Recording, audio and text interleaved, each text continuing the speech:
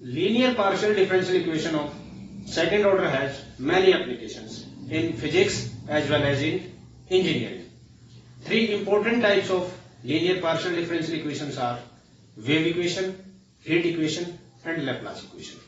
In the present lecture, we will study to solve the one-dimensional wave equation using the method of separation of variables, and then after discuss the solution of physical problems governed by this one-dimensional wave equation. Now we start with the one-dimensional wave equation. One-dimensional wave equation is written as curly square u curly x square is equal to 1 upon c square curly square u curly t square, where u is a function which is depending upon two variables x and t, and here x and t are independent variable. C is here constant. Now to solve this partial differential equation, we use the method of separation of variables. So take uxt as xxtt and we assume this is the solution of equation number 1. Since this is a solution, so it will satisfy this equation. Therefore, we can rewrite the equation number 1 as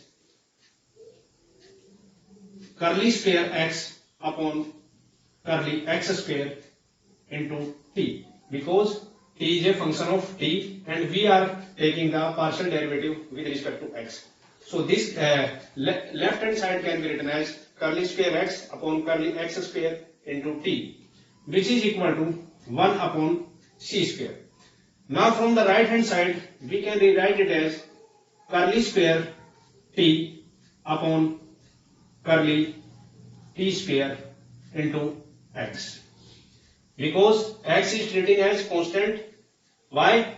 Because we are taking the partial derivative with respect to t and x is a function of x only. Now this can be written as x double prime t, which is equal to 1 upon c square xt double prime, where double prime means partial derivative of x with respect to x square, and here double prime means partial derivative of t with respect to t. Partial derivative of t, second order partial derivative of t with respect to t. Now by separating the variables, this equation can be rewritten as x double prime upon x is equal to t double prime upon t into 1 upon c square. This is equation number 2. Now from equation number 2 it is clear the left hand side is a function of x only and right hand side is a function of t only, and we are saying that the left hand side and right hand side are equals. So how can it be possible? It is possible only if when left hand side and right hand side are equal to some constant. So we take x double prime x as some constant lambda, which is equal to 1 upon c square t double prime upon t. Now there are three possibilities for the constant lambda. Lambda may be equal to 0, greater than 0, or it may be less than 0. So we consider all these cases. First of all, we take case first when lambda is greater than 0. That means we can take lambda as some k square where k is not equal to 0. Then this equation will take the form x double prime minus k square x equal to 0 and t double prime minus a square c square t equal to 0.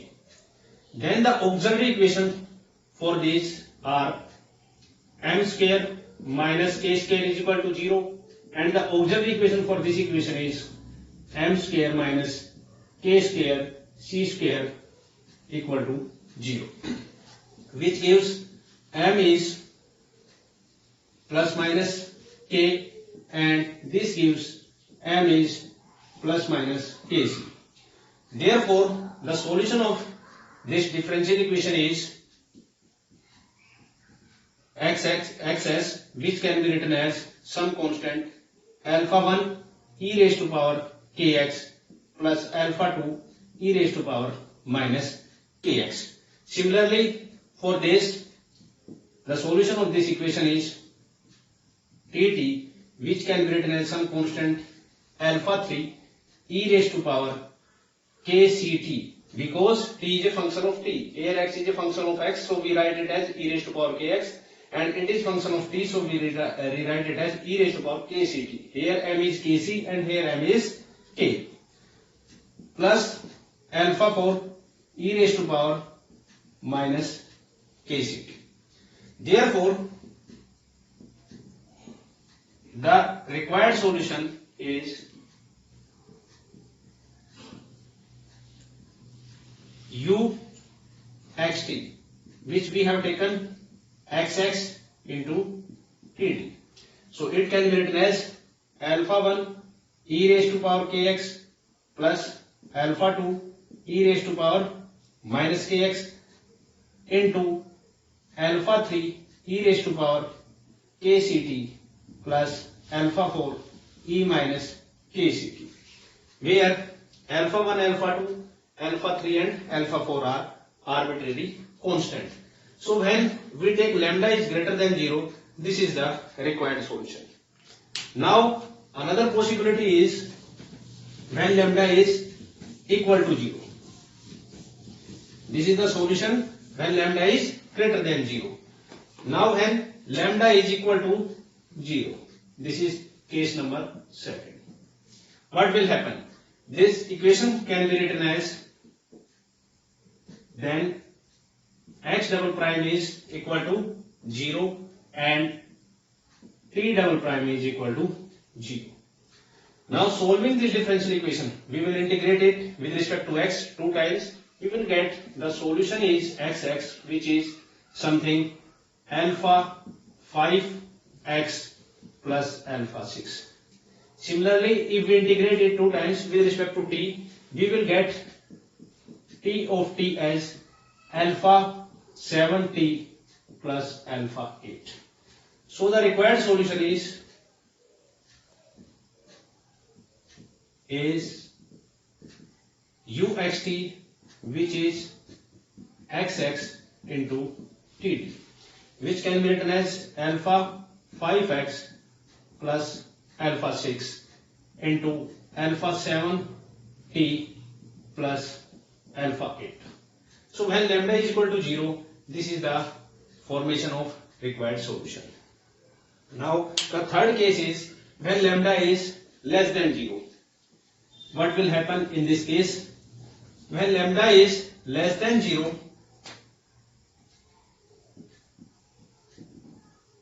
we can take lambda as minus k square, where k is not equal to 0. So the required equation can be rewritten as x double prime upon x is equal to minus k square and t double prime upon t is equal to minus c square k square, and this can be rewritten as x double prime is equal to minus k square x and t double prime is equal to minus c square k square t. So in this case, the auxiliary equation becomes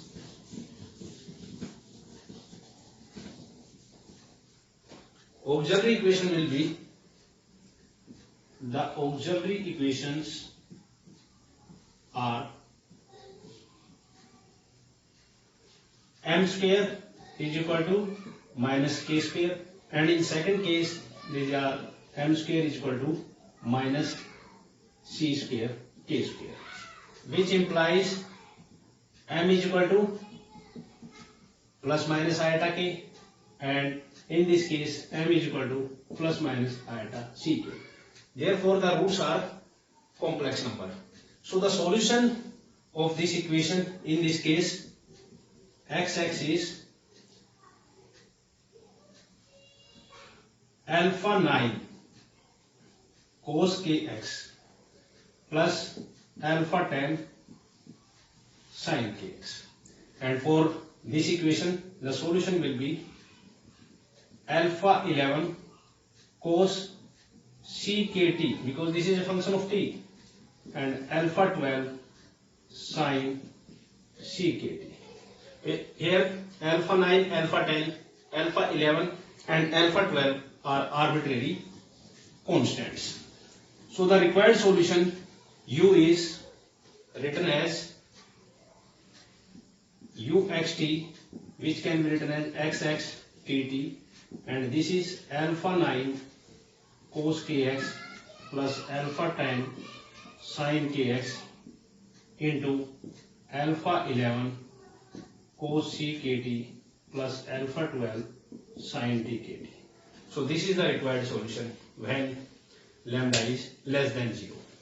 So we have discussed all the possible cases and we find the solution of wave equation. Now we consider physical problems based on the one-dimensional wave equation. We consider an elastic string of length L, which is fastened at the 2 points x equal to 0 and x is equal to L. This string is displaced and then released to vibrate in the xt plane. Let uxt is the displacement at any time t.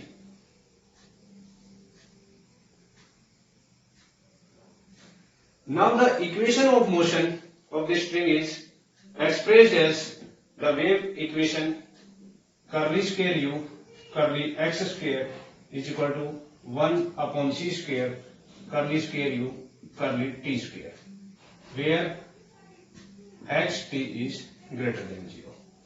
Subjected to the initial condition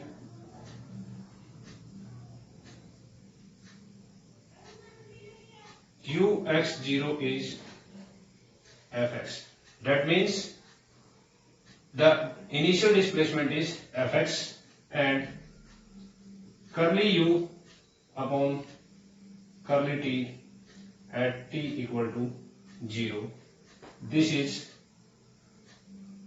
equal to gx, which is the initial velocity. Also the boundary conditions are given as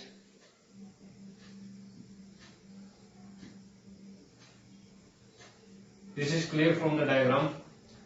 At x equal to 0, uxt is 0 at x equal to 0, and it is also 0 at x is equal to L. Now we have to find the solution of this wave equation subjected to this initial and boundary condition. As we have already solved the equation, and the solution of this equation are found in 3 possible cases. In the case first, when lambda is greater than 0, we know the solution of this equation is uxt xx tt, which is alpha 1 e kx plus alpha 2 e minus kx into alpha 3 e raised to power kcx plus alpha 4 e raised to power minus kcx. Here lambda is k square and k is not equal to 0. Now when we apply the boundary condition on the solution, we see u0t equal to 0. This gives x0 tt equal to 0, and that implies x0 is 0. Why? Because if if this will become 0, then we get a trivial solution, and we are not interested to find the trivial solution. we are interested to find the non-trivial solution. So this gives x0 is 0. So we get 0 is equal to x0, which is alpha 1 e raised to power 0 plus alpha 2 e raised to power minus 0, and this gives alpha 1 plus alpha 2 is equal to 0. So we get alpha 2 is equal to minus alpha 1. Now using this we can rewrite xx as alpha 1 e raised to power kx plus alpha 2 is minus alpha 1, so it is alpha 1 e raised to power minus kx. So this can be written as alpha 1 e raised to power kx minus e raised to power minus kx. Again use another boundary condition u and t equal to 0, which gives xl tt equal to 0, and that implies xl equal to 0. Now using this condition we get xl is equal to alpha 1 e raised to power kl minus e raised to power minus kl, and that implies alpha 1 e kl minus ek minus kl is equal to 0. Since this term cannot be 0, so that implies alpha 1 is equal to 0. And this is also not true. Why? If we take alpha 1 is equal to 0, then alpha 2 is also 0, and which gives also trivial solution. That's why we are not interested in this solution. So we reject this case, lambda greater than 0, because in this case everywhere, every times we get the trivial solutions. So we reject this case. So there are two other cases, lambda is equal to 0 and lambda less than 0. So now we consider the solution which we find in case of lambda is equal to 0. So case 2 is lambda is equal to 0. In this case we find the solution as xx as some alpha 4 x plus alpha 5 and tt as alpha 6x. This is alpha 4 we use here, so this is alpha 5 x plus alpha 6, and this is alpha 7 t plus alpha 8. And the complete solution is, you can say uxt is xx tt, which is alpha 5x plus alpha 6 and alpha 7 t plus alpha 8. Again, when we use this condition x0 equal to 0, so x0 equal to 0 implies alpha 5 into 0 plus alpha 6 is equal to 0, that implies alpha 6 is equal to 0.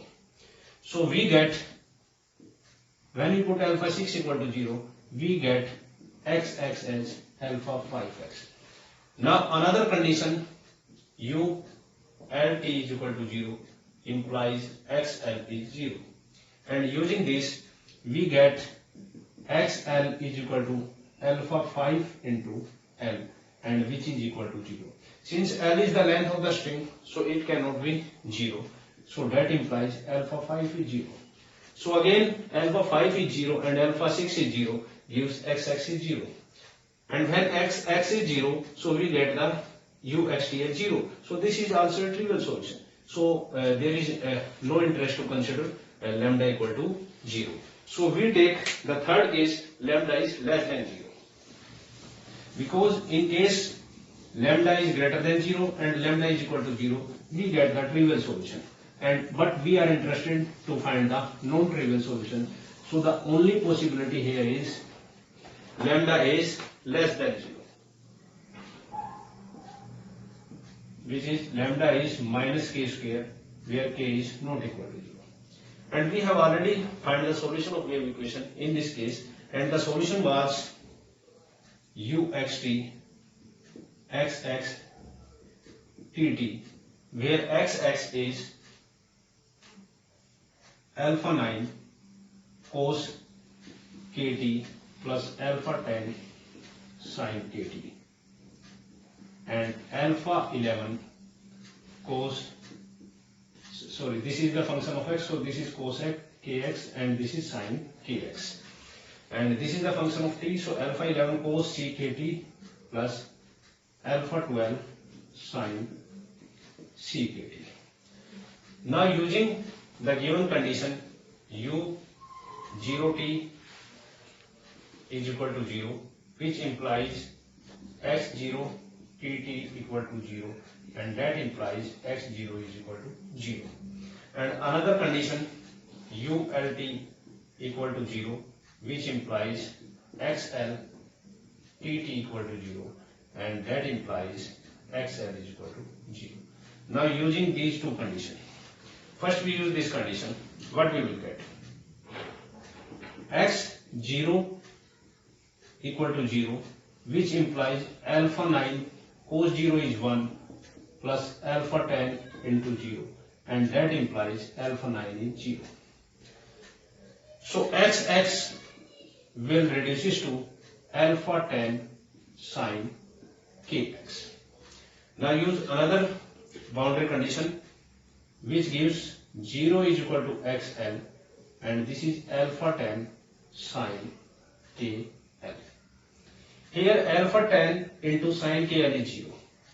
So that implies sin kl is equal to 0 because alpha 10 is not 0. Why? If alpha 10 is 0, we have already shown that alpha 9 is 0. So alpha 9, alpha 10, 0 gives xx is 0, and we also reach to the trivial solution. But we are interested to find the non-trivial solution. That's why alpha 10 cannot be 0. So sin kl is 0. Then sin kl is 0, which implies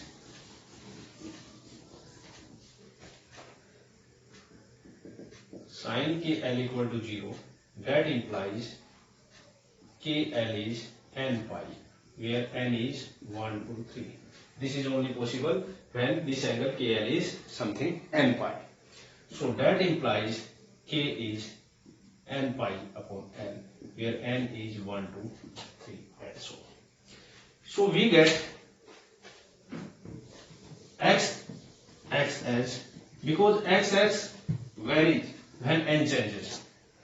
So we can denote it as x and x, which is some constant. You can rewrite it as dn into में sin n pi x by l. Why? Because we know xx is alpha 9 cos kx plus alpha 10 sin kx. Here you see, we have already shown that alpha 9 is 0, so xx reduces to alpha 10 sin kx. And in this case, we find out that alpha 10 into sin k is n pi x by l.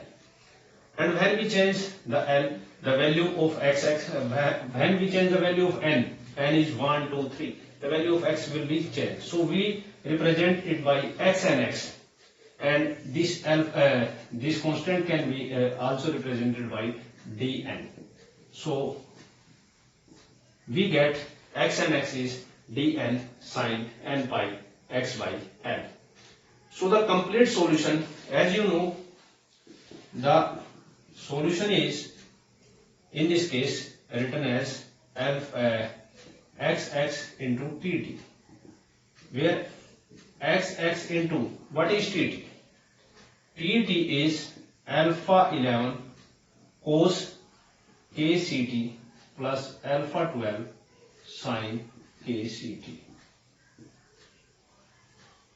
So if we use the subscript unxt, so this solution can be written as x nx, and this is alpha 1 1, where instead of k we put n pi by l cos n pi ct by L plus alpha 12 sine n pi ct by L. Now substitute the value of xn. We can rewrite this as u of n xt, which is dn sine n pi x by n into alpha 11 या alpha 11 you can say cos n pi ct by L plus alpha 12 sine n pi ct by L. So if we take this constant dn and alpha 11 as an, so this can be written as sine n pi x by L an cos n pi ct by L plus bn sine n pi ct by L, where an is alpha 11 into dn and bn is alpha 12 into dn. Then by the principle of superposition, we know principle of superposition says that if u1, u2, u3 and un up to infinity, there are infinite solution of a given partial differential equation, then their summation will also be the solution of that partial differential equation. So we can say that uxt, which is denoted as summation n equal to 1 to infinity unxt, is the required solution of the given partial differential equation. So it can be written as summation n equal to 1 to infinity sine n pi x by L an cos n pi c t by L plus bn sine n pi c t by L, where an and bn are arbitrary constants.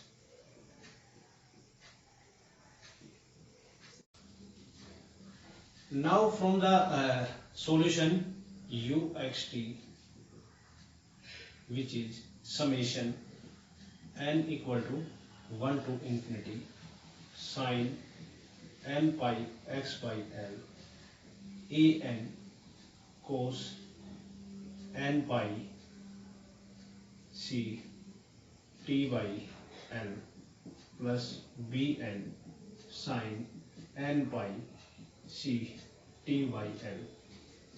We determine the arbitrary constant an and bn by using the given conditions, which are known as initial conditions. U x0 is fx and curly u upon curly t at t equal to 0 is gx. We denote this by equation A. In equation A, for t equal to 0,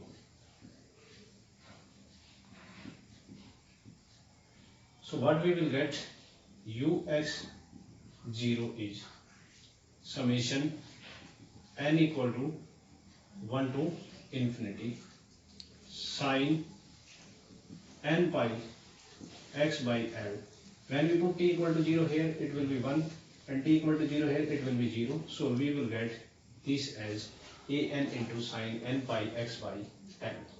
And this can also be written as a1 sine pi x by L, a2 sine 2 pi x by L, and so on, an sine n pi x by L, and so on up to infinity.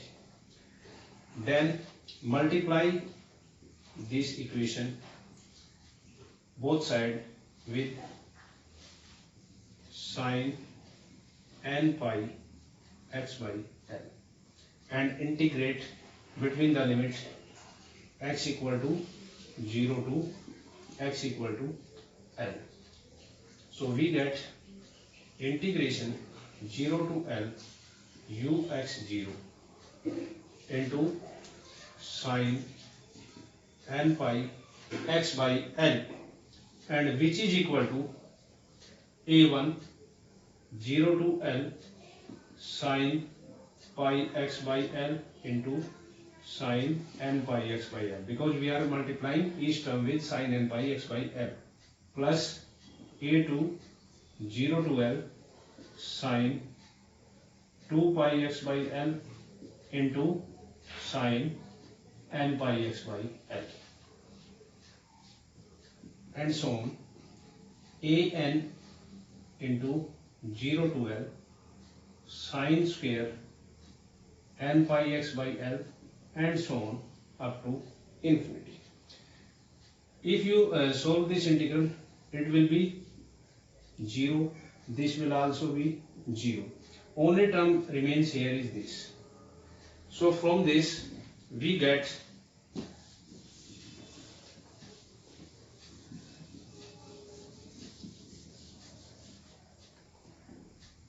0 to L ux0 sine n pi x by L, which is an 0 to L sine square n pi x by L dx. Now we solve this integral. We divide this term with 2 and multiply with 2. Now we apply the formula of 2 sine square n pi x by L, which is an by 2 0 to L 1 minus cos 2n pi x by L into dx.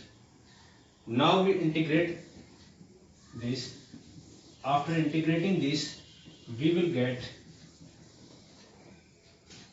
this is an by 2, and the integration of 1 is x, and the integration of this is L upon 2n pi, and the integration of cos is sine 2n pi x by L, and the limit is 0 to L.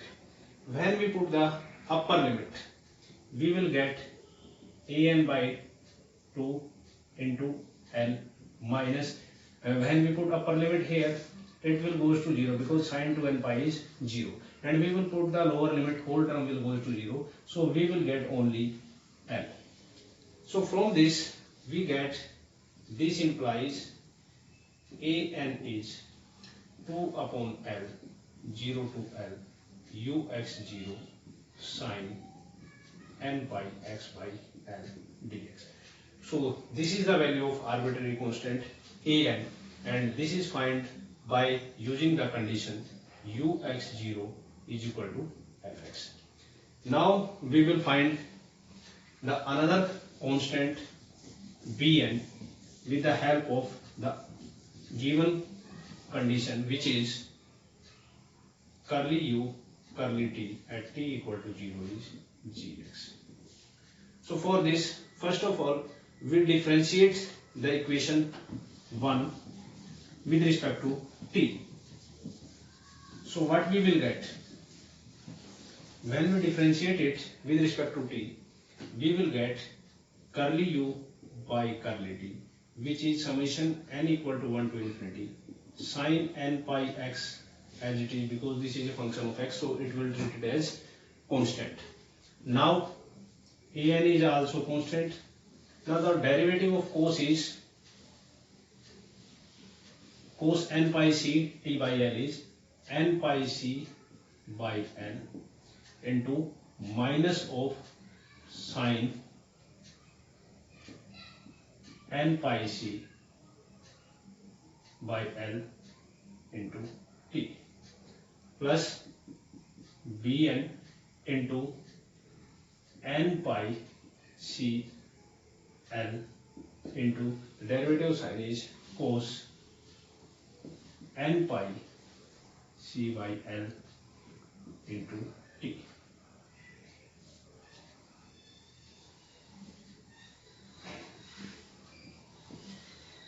Now put t equal to 0 both sides. What we will get? we get this is equal to gx. Gx is summation n equal to 1 to infinity an into n pi c by l, and this term will goes to 0 plus bn n pi c by l, and this will be 1, and the whole thing is multiplied with sine n pi x by l. So we get, on simplifying this expression, we get gx is, this is 0 and this is summation n equal to 1 to n bn n pi c by l into sine n pi x by l. As you know, in the previous expression we denoted by b. In the previous expression we have shown that if ux0, we have shown that fx ux0 is summation n equal to 1 to infinity an sine n pi x by l, then an is 2 by l 0 to l fx sine n pi x by l into dx. Therefore, when we repeat the steps, the equation b gives bn is bn into n pi c by l. This will be 2 by l 0 to l gx sine n pi x by l dx. Therefore, bn is 2 by l into l n pi by c, which is 0 to l gx sine n pi x by l dx. Now l to l cancel. So the required solution with the given boundary conditions and initial condition is uxt summation n equal to 1 to infinity sine n pi x by l an cos n pi ct by l plus bn sine n pi c t by l, where an is, we have derived this, an is 2 by l 0 to l fx sine n pi x by l into dx, and bn is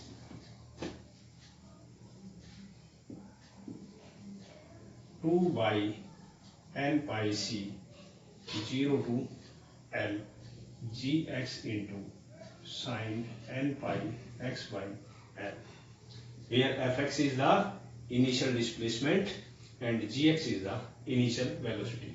So this is the required solution of the given physical problems, which we have find with the help of the method of separation of variable.